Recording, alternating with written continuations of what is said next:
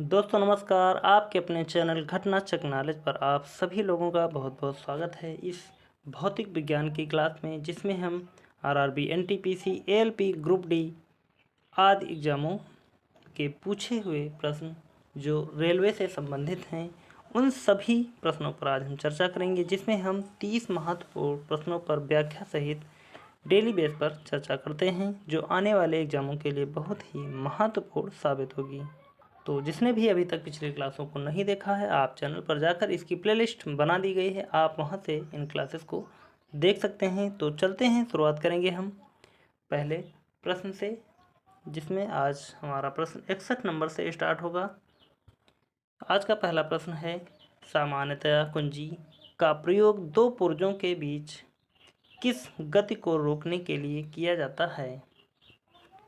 ए अक्षीय, बी पश्चाग्र, सी घूर्णन, डी इनमें से कोई नहीं। तो इन चारों ऑप्शनों में से इसका सही उत्तर देखा जाए तो निकल कर आ जाएगा उत्तर हमारा सी घूर्णन। आगे बढ़ते हैं और देखते हैं इसकी थोड़ी सी व्याख्या को। दिया है, कुंजी का प्रयोग दो पुर्जों के बीच की घूर्णन गति को रोकने के लिए किया जाता है, जिससे दोनों पुर्जे स्लिप ना करें। आगे बढ़ेंगे और देखते हैं अगले प्रश्न की तरफ। अगला प्रश्न है, दो शैफ्टों के सिरे किसके सहारे से जोड़े जाते हैं? ए काटर जोड़, बी युग्मन, सी नकल जोड़, डी रिवेटित जोड़। तो इन चारों ऑप्शनों में से यदि इसका सही उत्तर देखा जाए तो हमारा हो जाएगा बी युग्मन। आगे बढ़ेंगे और देखते हैं अगले प्रश्न की तरफ। अगला प्रश्न है हमारा, एक पक्षी 3 किलोवाट लाइन के एक लाइन कंडक्टर पर बैठा हुआ है। एक तार पक्षी के दोनों पंजों के बीच में टूट गया है। पक्षी ए आधा हो जाएगा, बी को झटका लगेगा, सी सुरक्षित रहेगा, डी मर जाएगा। तो इन चारों ऑप्शनों में से इसका सही उत्तर देखा जाए कि एक पक्षी 3 किलोवाट लाइन के एक लाइन कंडक्टर पर बैठा हुआ है। एक तार पंछी के दोनों पंजों के बीच में टूट गया है। तो पक्षी क्या हो जाएगा? इसका सही उत्तर हो जाएगा हमारा सी सुरक्षित रहेगा। आगे बढ़ते हैं और देखते हैं अगले प्रश्न से पहले इसकी व्याख्या को। पक्षी के दोनों पंजों के बीच तार टूट जाने पर पक्षी सुरक्षित रहेगा, क्योंकि पक्षी इस स्थिति में अर्थिंग से टच नहीं होगा, अतः तार के टूटने की स्थिति में पक्षी को कोई नुकसान नहीं होगा। आगे बढ़ते हैं और देखते हैं अगला प्रश्न। अगला प्रश्न है, एक ऑटोमोबाइल टायर बहुत तेजी से जीर्ण शीर्ण हो जाएगा यदि। चार ऑप्शन दिए गए हैं। ए इस पर अधिक भार लादा जाता है, बी इसका अलाइनमेंट ठीक नहीं होता है, सी इसे गलत रीत से फुलाया गया है, डी इनमें से कोई नहीं। तो इन चारों ऑप्शनों में से हमको इसका सही उत्तर बताना है। प्रश्न कह रहा है, एक ऑटोमोबाइल टायर बहुत तेजी से जीर्ण शीर्ण हो जाएगा यदि क्या है? तो बी इसका सही उत्तर होगा, इसका अलाइनमेंट ठीक नहीं होता है। आगे बढ़ते हैं और देखते हैं इसकी व्याख्या पर नज़र डालेंगे थोड़ा सा। ऑटोमोबाइल टायर बहुत तेज़ी से जीर्ण शीर्ण हो जाएगा यदि इसका अलाइनमेंट ठीक नहीं है। अलाइनमेंट टायर को एक सीधे या सीध लाने में प्रयोग करते हैं। अगला प्रश्न, टीजीवी विद्युत उच्च गति की ट्रेन दौड़ती है। ए चीन में, बी कनाडा में, सी यूएसए में, डी फ्रांस में, ई सऊदी अरब में।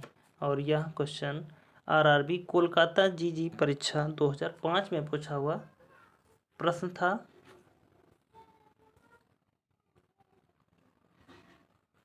तो पूछा जा रहा है, टीजीवी विद्युत उच्च गति की ट्रेन दौड़ती है, यानी कि टीजीवी एक ट्रेन का नाम है जो इलेक्ट्रिक के द्वारा चलती है। इसका सही उत्तर पूछा जा रहा है कि यह कहाँ की ट्रेन है।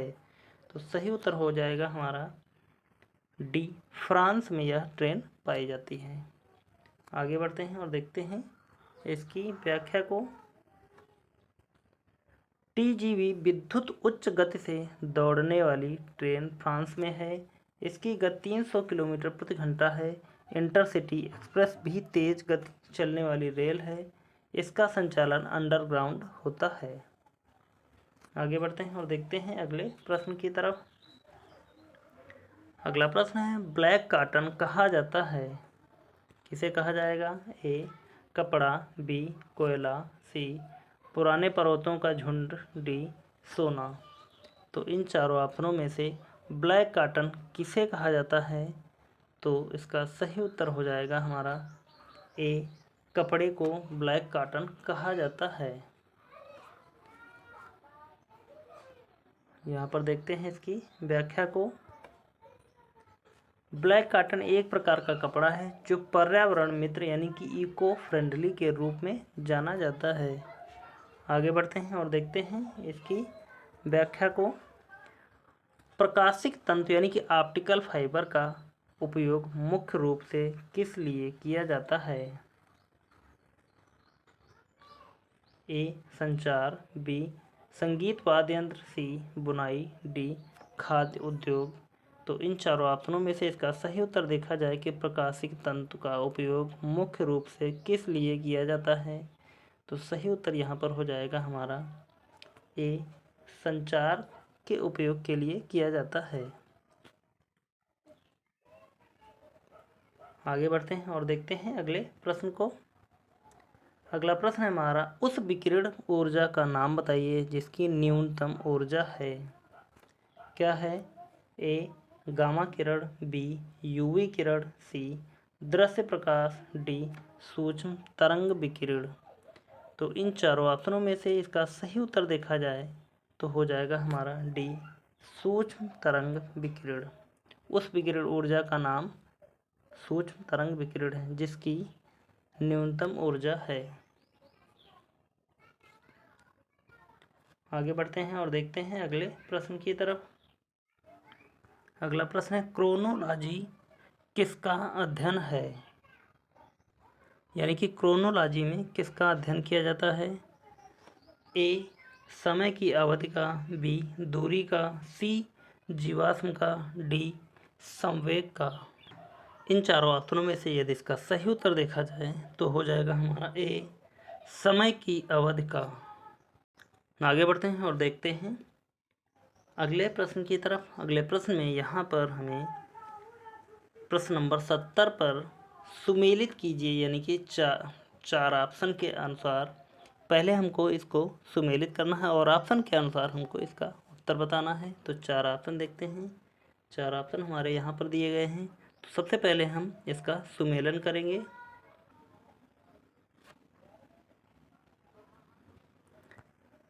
तो मिलाते हैं, देखते हैं इसको हम।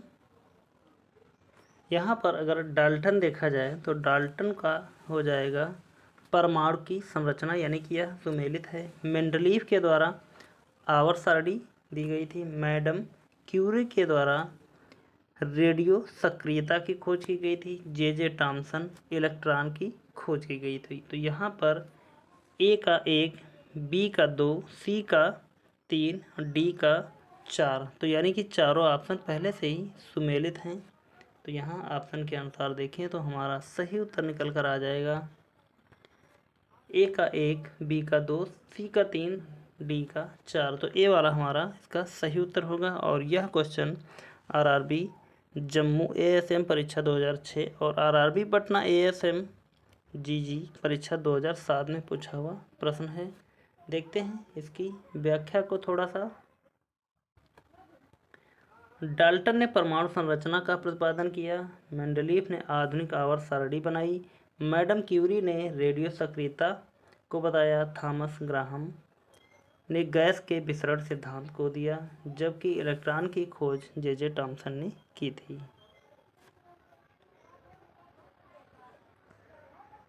अगला प्रश्न दिया गया है, निम्नलिखित में से किसकी घूर्णन व परिक्रमण की समान अवधियां हैं? ए चंद्रमा, बी बुध, सी शुक्र, डी यूरेनस। तो इन चारों ऑप्शनों में से इसका सही उत्तर देखा जाए तो हो जाएगा हमारा ए चंद्रमा। बढ़ते हैं और देखते हैं अगले प्रश्न से पहले इसकी व्याख्या को।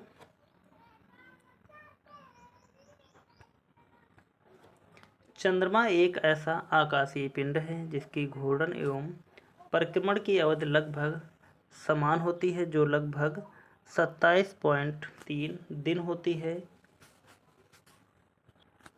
चंद्रमा पृथ्वी का एकांत्र या एकमात्र प्राकृतिक उपग्रह है जिसका गुरुत्वाकर्षण बल पृथ्वी के गुरुत्वाकर्षण बल का 1/6 भाग है।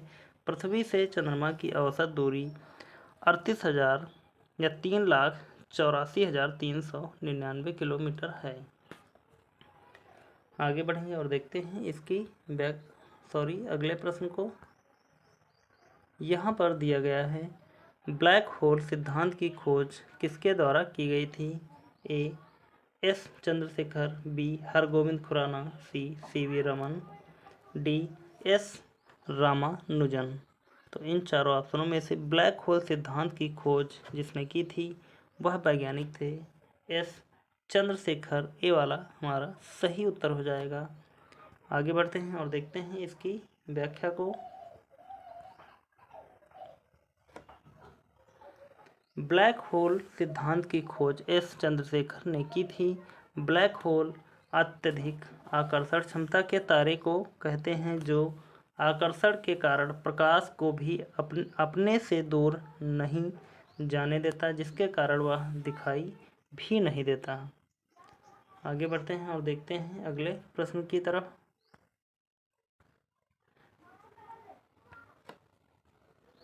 अगला प्रश्न यह है, निम्नलिखित में से कौन अंतरिक्ष में नहीं पाया जाता है? ए पल्सर, बी ब्रिटल स्टार, सी ब्लैक होल, डी क्वासर।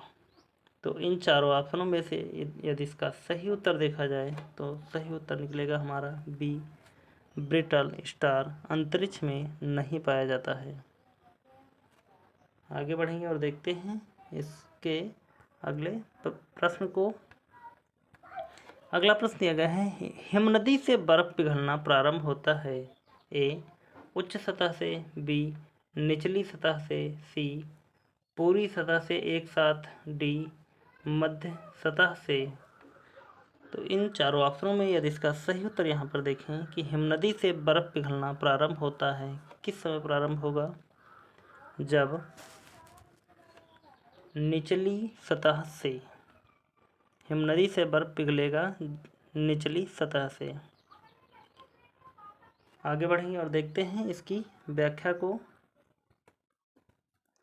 हिमनदी में निचली सतह पर दाब अधिक होता है, इसके कारण निचली सतह पर ताप ऊपर की अपेक्षा अधिक होता है, अतः हिमनदी से बर्फ निचली सतह से पिघलना शुरू होती है। आगे बढ़ते हैं और देखते हैं अगले प्रश्न की तरफ। अगला प्रश्न है, चिमनी से निकलने वाले धुएं में उपस्थित उड़न राख की मात्रा को कम करते हैं? ए विद्युतीय अवक्षेपण द्वारा, बी धुएं को चलनी से गुजारकर, सी धुएं को जैल से गुजारकर, डी रासायनिक पदार्थों द्वारा।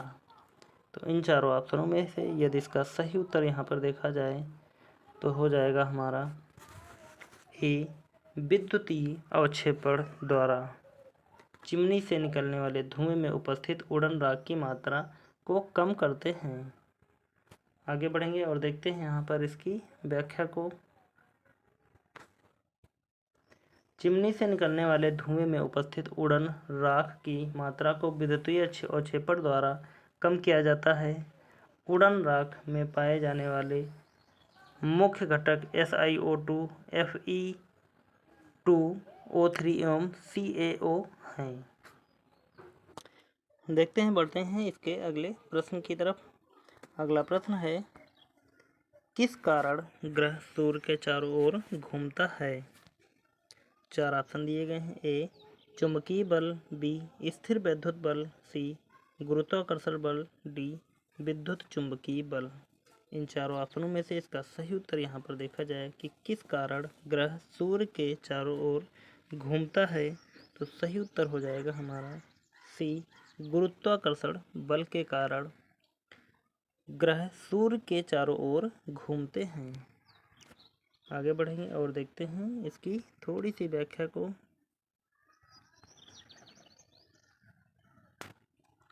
गुरुत्वाकर्षण बल के कारण ग्रह सूर्य के चारों ओर घूमता है।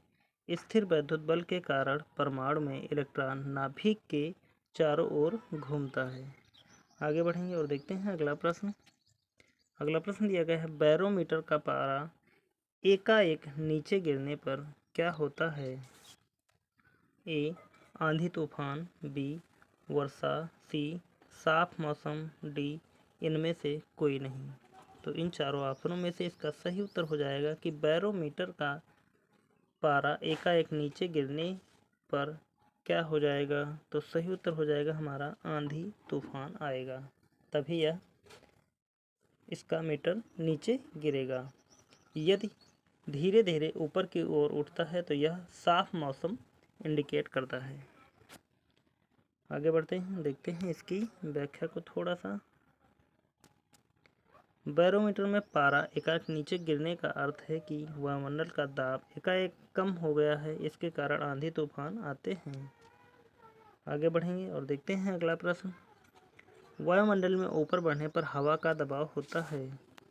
ए कम, बी अधिक, सी अपरिवर्तित रहता है, डी इनमें से कोई नहीं। तो इन चारों ऑप्शनों में से इसका सही उत्तर हो जाएगा वायुमंडल में ऊपर बढ़ने पर हवा का दबाव कम होता है। आगे बढ़ेंगे और देखते हैं अगले प्रश्न से पहले इसकी व्याख्या को।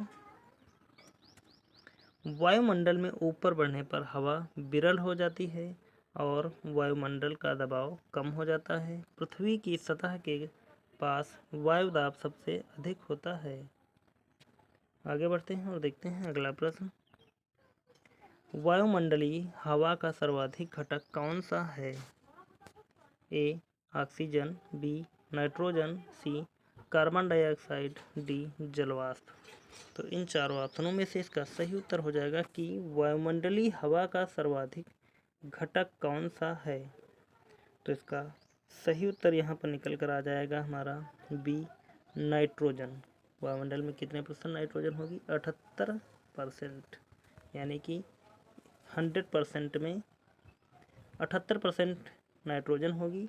इस कारण यह सर्वाधिक घटक माना गया है। और यहाँ पर हम देखते हैं इसके महत्वपूर्ण बिंदुओं पर, जैसे कि दिया गया है वायुमंडलीय हवा का सर्वाधिक घटक नाइट्रोजन है।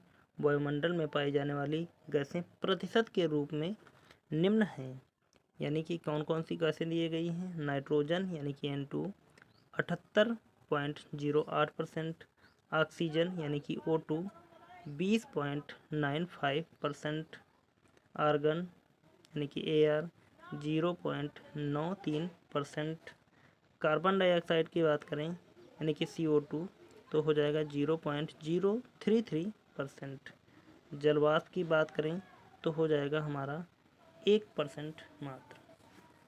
इस प्रकार हमने इसकी व्याख्या देखी और बढ़ते हैं, देखते हैं अगले प्रश्न की तरफ। अगला प्रश्न है, डैश का प्रयोग करके दूध में पानी की मिलावट की जांच की जा सकती है? ए हाइड्रोमीटर, बी थर्मामीटर, सी लैक्टोमीटर, डी कैलोरीमीटर। तो क्या कह रहा है कि का प्रयोग करके दूध में पानी की मिलावट की जांच की जा सकती है। तो दूध यहाँ पर दिया गया है और दूध जहाँ पर संबंधित हो वहाँ पर हम लैक्ट से संबंधित वाला ऑप्शन चूज करते हैं। तो इस कारण हमारा यहाँ पर हो जाएगा लैक्टोमीटर, यानी कि सी वाला ऑप्शन सही हो जाएगा। बढ़ेंगे और देखते हैं थोड़ी सी इसकी व्याख्या को। लैक्टोमीटर द्वारा दूध में पानी की मिलावट की जांच की जाती है। यह दूध और पानी के घनत्व पर आधारित होता है। आगे बढ़ते हैं और देखते हैं अगले प्रश्न की तरफ। अगला प्रश्न है हमारा, जैसे जैसे हम वायुमंडल में ऊंचाई की तरफ बढ़ते हैं वायु डैश हो जाती है? ए पतली, बी घनी, सी गर्म, डी स्पष्ट। तो इसका सही उत्तर इन चारों ऑप्शनों में से हमको बताना है कि जैसे जैसे हम वायुमंडल में ऊंचाई की तरफ बढ़ते हैं तो वायु पतली हो जाती है। ये वाला हमारा सही उत्तर हो जाएगा। आगे बढ़ते हैं और देखते हैं इसकी व्याख्या को।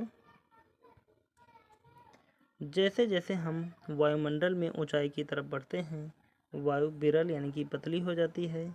इसका घनत्व भी कम होता जाता है। बढ़ते हैं और आगे की तरफ देखते हैं अगला प्रश्न। नक्षत्र मंडल क्या होते हैं? ए, बिग बैंग के दौरान पिंडों से बनी इधर उधर बिखरी स्पेस। बी, तारों का परिवार सदस्यों के रूप में अपने ग्रहों के साथ। सी, तारों का समूह जो कि एक पहचान योग्य आकृतियां बनाता है। डी, सूर्य के चारों ओर घूमते हुए अतिलघु पिंडों का परिवार। तो इन चारों ऑप्शनों में से यदि इसका सही उत्तर देखा जाए तो हो जाएगा हमारा सी, नक्षत्र मंडल होता है तारों का समूह जो कि एक पहचान योग्य आकृतियां बनाता है। आगे बढ़ते हैं, देखते हैं अगला प्रश्न। समुद्र की गहराई सामान्यतः किससे मापी जाती है? A, feet. B, fathometer. C, nautical. D, मील। तो समुद्र की गहराई की अगर बात की जाए तो सही उत्तर यहाँ पर हो जाएगा हमारा बी, फैथोमीटर से समुद्र की गहराई को मापा जाता है। यहाँ पर देखते हैं इसके सामान्य व्याख्या को। समुद्र की गहराई सामान्यतः फैथोमीटर से मापी जाती है। नॉटिकल मील समुद्री दूरी नापने की इकाई है।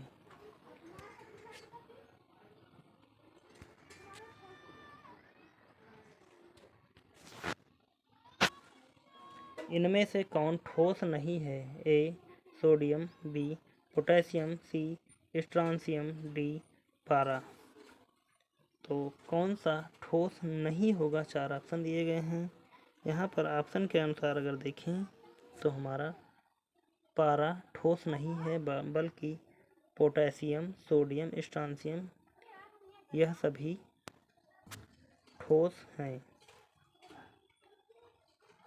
पारा कैसा होता है? द्रव या द्रवित होता है।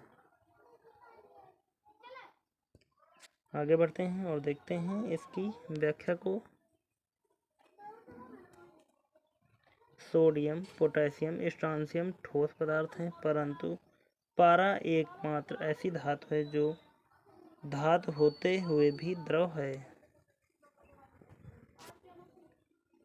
अगला प्रश्न देखते हैं यहाँ पर। मैक संख्या निम्न में से किससे संबंध है? A, computer. B, motor racing. C, घुड़सवारी। डी, हवाई जहाज। तो मैक संख्या की यदि बात की जाए तो चारों ऑप्शनों में से इसका सही उत्तर निकल कर आएगा डी, हवाई जहाज से संबंधित है। देखते हैं इसकी व्याख्या को। मैक संख्या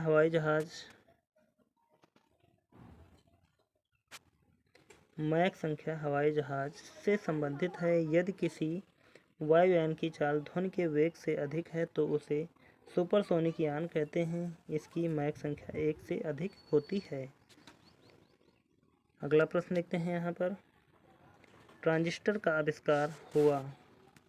ए, 1900 ईस्वी में। बी, 1925 ईस्वी में। सी, 1949 ईस्वी में। डी, 1960 ईस्वी में।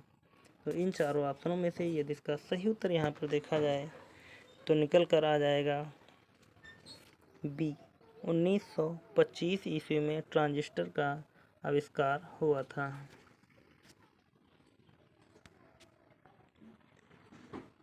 देखते हैं इसकी व्याख्या को। ट्रांजिस्टर का आविष्कार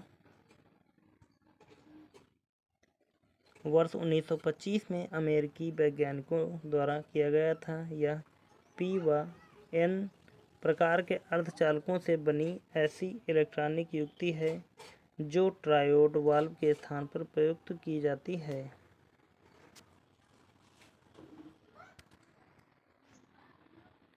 निम्नलिखित में से कौन सा नवीनतम टैंक है? तो कब का क्वेश्चन पूछा हुआ है? उस समय कौन सा नवीनतम टैंक था? 2007 में पूछा हुआ प्रश्न है। चार ऑप्शन दिए गए थे ए आकाश, बी पृथ्वी, सी अर्जुन, डी भीम। तो उस समय के अनुसार ये देखें तो हमारा निकल कर आ जाएगा सी अर्जुन नवीनतम टैंक था। देखते हैं अर्जुन के बारे में। अर्जुन टैंक पृथ्वी से हवा में हवा करने वाला नवीनतम टैंक है। यह वायुयानों पर अचूक निशाना लगाकर उसको ध्वस्त कर सकता है। भारत का मुख्य युद्धक टैंक है। इसके निर्माण की योजना 1974 में बनाई गई थी तथा इसका डिजाइन, विकास और उत्पादन आवड़ी स्थित युद्धक वाहन अनुसंधान एवं विकास प्रतिष्ठान द्वारा किया गया है। आगे बढ़ते हैं और देखते हैं अगले प्रश्न की तरफ। अगला प्रश्न है हमारा, नीचे दिए गए ईंधन में से किसमें सर्वाधिक ऊष्मीयमान है? ए कोक, बी पत्थर का कोयला, सी लकड़ी का कोयला, डी प्राकृतिक गैस। तो इन चारों ऑप्शनों में से यदि इसका सही उत्तर यहाँ पर देखा जाए तो निकल कर आ जाएगा हमारा डी प्राकृतिक गैस का सर्वाधिक ऊष्मीयमान होता है। देखते हैं यहाँ पर इसकी व्याख्या को। देखते हैं यहाँ पर व्याख्या, दिए गए ईंधनों में सर्वाधिक ऊष्मीयमान प्राकृतिक गैस में होता है, उससे कम पत्थर के कोयले में, उसके बाद कोक में तथा लकड़ी में सबसे कम होता है। प्राकृतिक गैस का ऊष्मीयमान कितना होता है? 43,000 किलो जूल प्रति केजी होता है। कोक का ऊष्मीयमान 28,000 से 31,000 किलो जूल प्रति केजी। कोल का ऊष्मीयमान 15,000 से 27,000 किलोग्राम। लकड़ी का ऊष्मीयमान 14,400 से 17,000 किलो जूल प्रति किलोग्राम होता है। आगे बढ़ते हैं और देखते हैं अगले प्रश्न की तरफ। अगला प्रश्न है हमारा, थियोडोलाइट यंत्र में से क्या मापा जाता है? एक लंबोत कोण, बी सूर्य किरणों की तीव्रता, सी द्रवों की श्यानता, डी भूकंप की तीव्रता। तो इन चारों ऑप्शनों में से यदि इसका सही उत्तर यहाँ पर देखें तो हो जाएगा हमारा ए